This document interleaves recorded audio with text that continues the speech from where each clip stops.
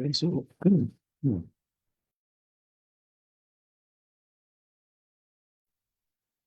Yan, so good morning po sa ating lahat and welcome po muna sa ating morning devotional in this December 10th. Yan.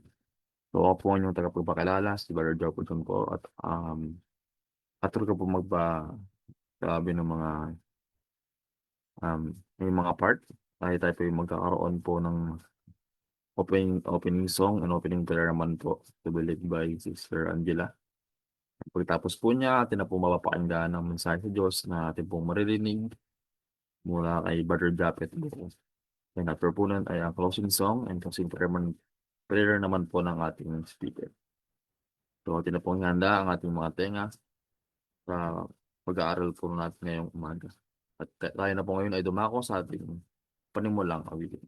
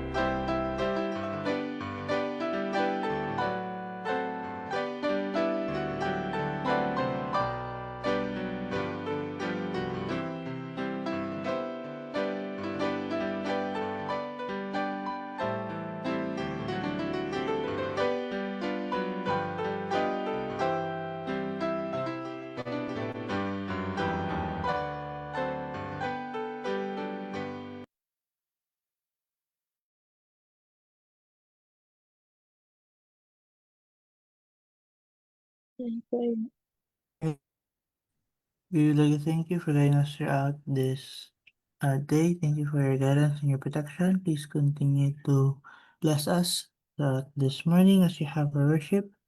Please keep us safe from any possible harms and dangers and help us understand the message that we'll be hearing.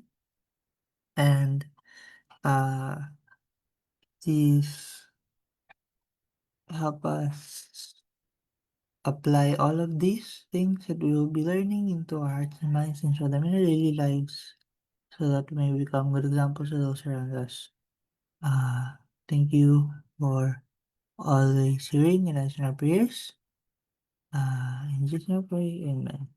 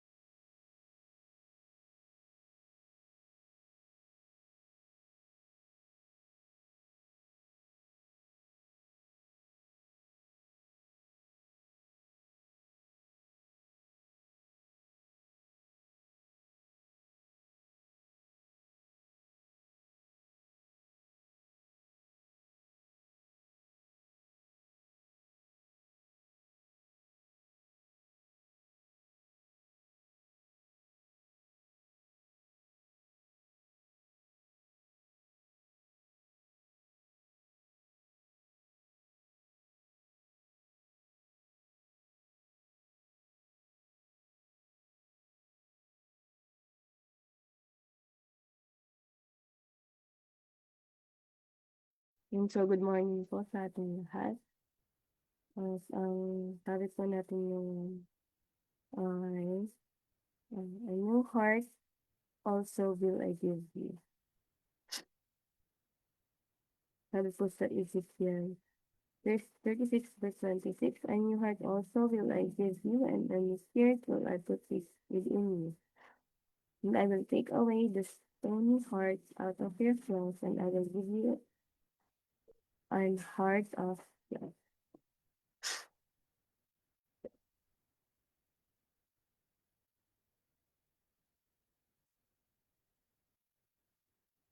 Sabi po dito, the truth of the Word of God are not mere sentiments, but the utterances of the Most High.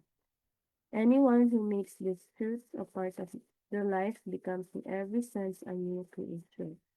The person is not given new mental powers, but the darkness that through ignorance and sin has clouded the understanding is removed. So yung katotohanan po dito sa salita ng Diyos ay hindi lamang ito salita lamang. So ito po ay salita mismo, salita ng Diyos. So kapag ang isang tao po ay tinanggap ang katotohanan ito at itinamuhay ito, ay sila po ay nagiging new person. So a transformed life. Hindi pinapalitan ng Diyos yung pag-iisip natin o yung bibigyan tayo ng new talent. Kundi tinatanggal niya ang darkness na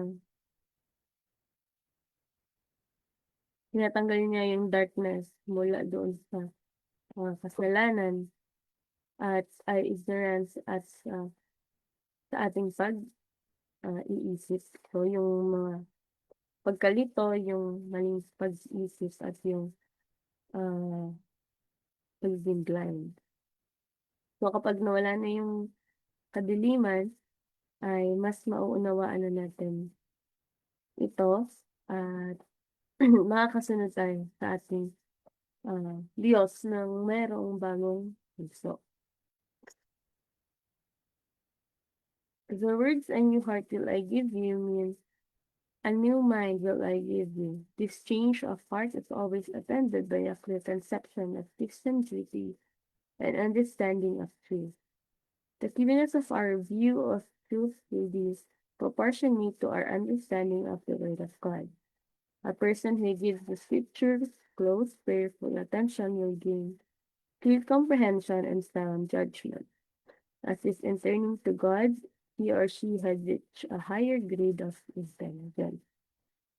So, nung sinabi ng Panginoon na bibigyan kita ng bagong puso, ito din po ay nagkakahulugan na bibigyan din tayo ng bagong pag-iisip. So, ito po ay para maunawaan natin kung ano po ang ninais ng Diyos na gawin natin, kung ano po ang tama at kung ano ang katotohanan. At the more na maintindihan natin yung salita ng Diyos ay mas clear din na maunawa natin yung katotohanan.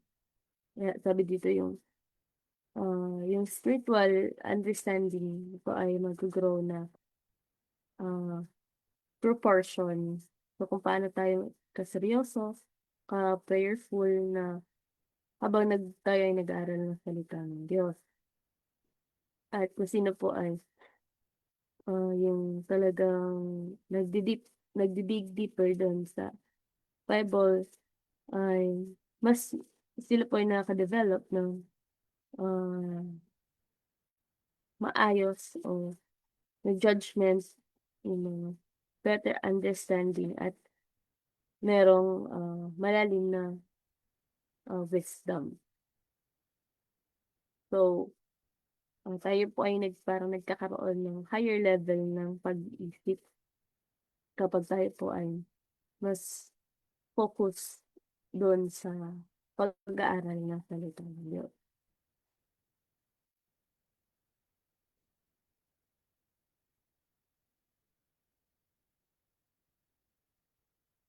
We are dependent on the Bible for a knowledge of the early history of our world, of the creation of Adam and Eve, and of their fall. Remove the Word of God, and what can we expect other than to be left to fables and conjectures and to the enfeebling of the intellect, which is the result of entertaining error? We need the authentic history of the origin of the earth, of the fall of the covering cherub, and of the introduction of the sin into our world. Without the Bible, we should be bewildered by false theories.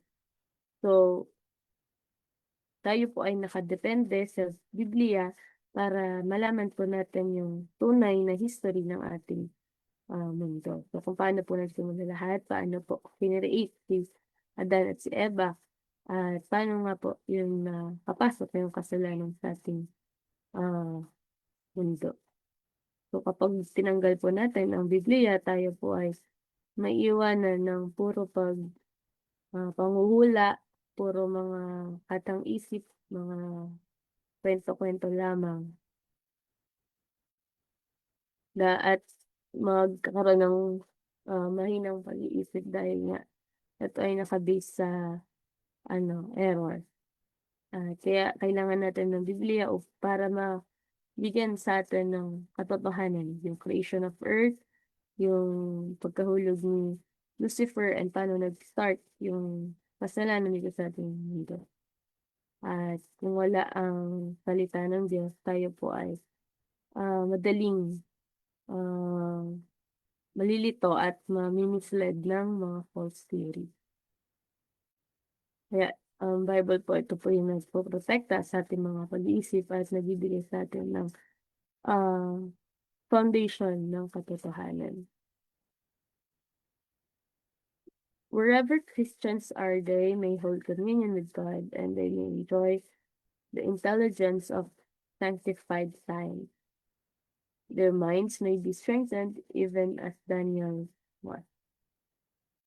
So, kahit saan daw po, kahit nasaan man daw po tayo, ay pwede pa rin tayong maging connected sa ating Panginoon Diyos. At kapag tayo po ay lumakad na kasama ng Diyos, ay tayo ay kanyang tutulungan na maunawaan yung mga bagay ng dalisay, ng balance, at sa spiritual na pamamaraan. So, ito po yung sabi ng sanctified science. Ibig sabihin, yung ating pag-iisip ay mas magiging wiser, mas magiging cleaner, at mas guided tayo ng katotohanan niya. So, sa madaling sabi po, kapag tayo po ay stay connected sa ating Panginoon, ay papalakasin niya po yung ating mga pag-iisip. Katulad ng kung paano niya pinalakas yung pag-iisip ni Daniel. So, binigyan niya si Daniel ng clarity, wisdom, courage, and understanding. So, ganun din po ang bibigay ng Panginoon sa atin.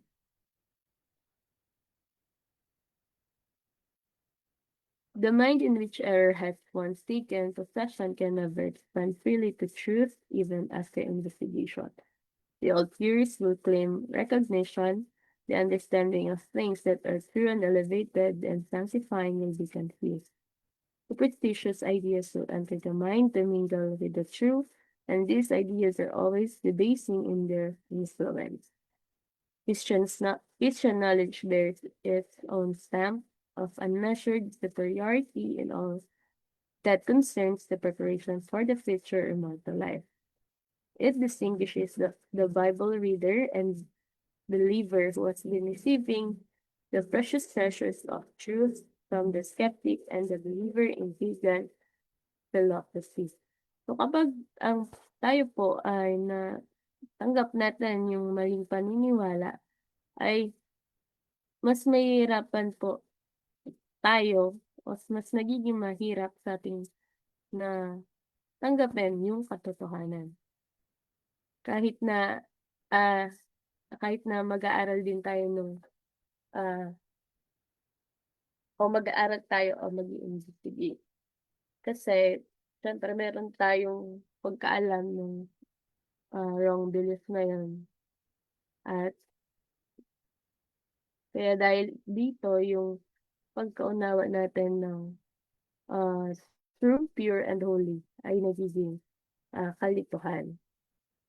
So, sinasabi ito yung superstitious o yung mga halo-halong paniniwala ay maaring makapasok at mag-blend doon sa katotohanan. At itong maling paniniwala na ito ay maaaring makapaghila sa taong pababa. Pero sabi nga dito, the real Christian knowledge, yung truth mula sa salita ng Diyos, ito po ay nasa higher level. So, ito po ay nahanda tayo sa walang hanggang buhay.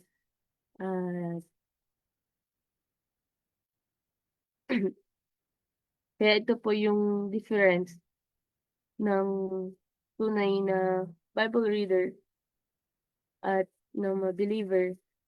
Ito po ay pagkakaiba mula dun sa mga kwento-kwento lamang o yung mga sumusunod doon sa mga philosophies ng tao dito sa mundo. In the cities and nations of our world, there will be found among unbelievers a remnant who will appreciate the blessed word and who will receive the Savior. Christ will give men and women power to become the sons and daughters of God.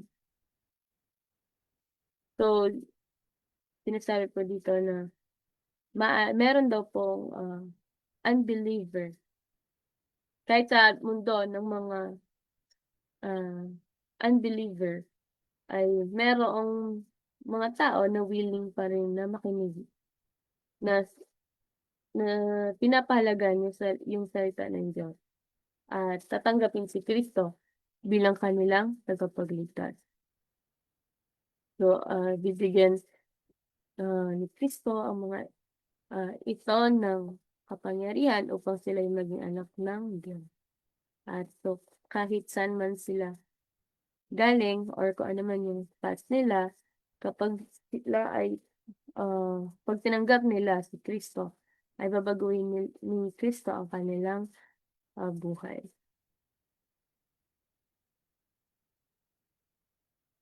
So, kaya sabi po dito na yung tunay na pagbabago ay nagmumula sa ating Panginoon. So, hindi po natin kaya nang baguhin ang ating mga sarili. Linisin ang ating mga puso o tama yung pag-iisip natin sa ating sariling lakas lamang, sa ating sariling effort lamang. Ngunit ang pangako ng Diyos ay tayo ay kanyang bibigyan ng bagong puso at bagong pag-iisip. So, kapag tayo po ay may new heart, ito po ay tutulungan tayo na magkaroon ng malinaw na pagkaunawa ng katotohanan, a humble and teachable spirit, at pag-iisip na malayo sa kalituhan, sa mga superstition at sa mali. So, at tayo po ay pagkakalooban ng wisdom, katulad ng kay Daniel, at meron din po tayong power na mamuhay na bilang anak ng Diyos.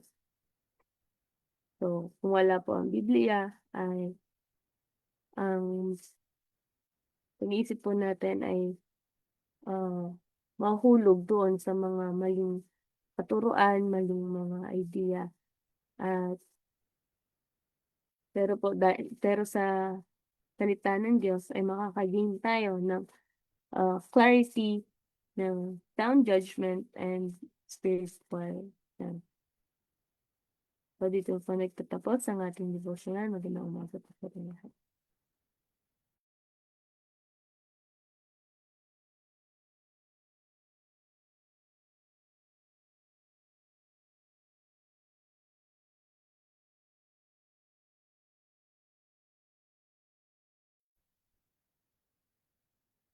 Maraming salamat po, Sister Angela, sa panguna po ng ating morning devotional. Yun nga po na tinuturo dito na kapag tapat tayo nag-aaral ng Biblia ay kayang baguhin ah, ni God ang isip at buhay natin. No? Tinatanggal niya ang dilim na galing sa kasalanan at maling akala. At tapos ay binibigyan niya tayo ng mas malinaw na pagkakaintindi sa tama, sa tungkulin at sa totoong buhay na naayon sa kanya. Pero kapag walang gabay ng Biblia ay madaling maligaw sa mga fake ideas at theories ng tao. Kaya importante na lumapit tayo sa salita ng Diyos kasi doon lumalakas ang paghatol natin at lumilinis ang isip at mas napapalapit tayo sa Kanya. At yun nga dito, at kahit saan sa sulok ng mundo ay palagi at palaging may mga taong tatanggap sa katotohanan niya at magiging anak niya. So, tayo na po ay dumako na sa ating closing song at closing prayer po ng ating speaker ngayong umaga.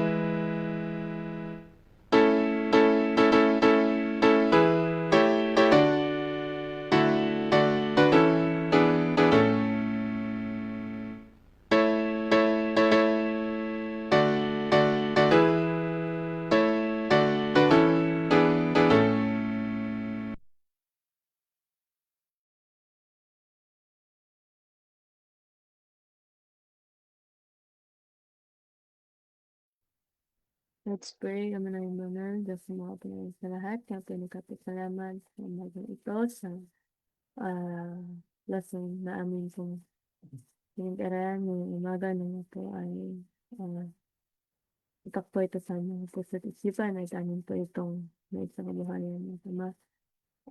Nagpapasalamat sa inyo sa inyong pangako na kami po ay bibigyan ng panibagong puso at panibagong isip at kung sa ganun po ay lubos na namin maunawaan o nagkaroon po kami ng clear understanding mula sa inyong salita at ito po ay magbabago sa aming mga buhay. At Ama, sa inyo po namin tatagubili ng aming buhay at sa buong araw na ito, kaya kami po ay patuloy niyo ingatan at sabayan. Patawarin niyo po kami kung saan kami nasentungan ng mga pagkukulang at pagkakasala sa Panginoon. Amen.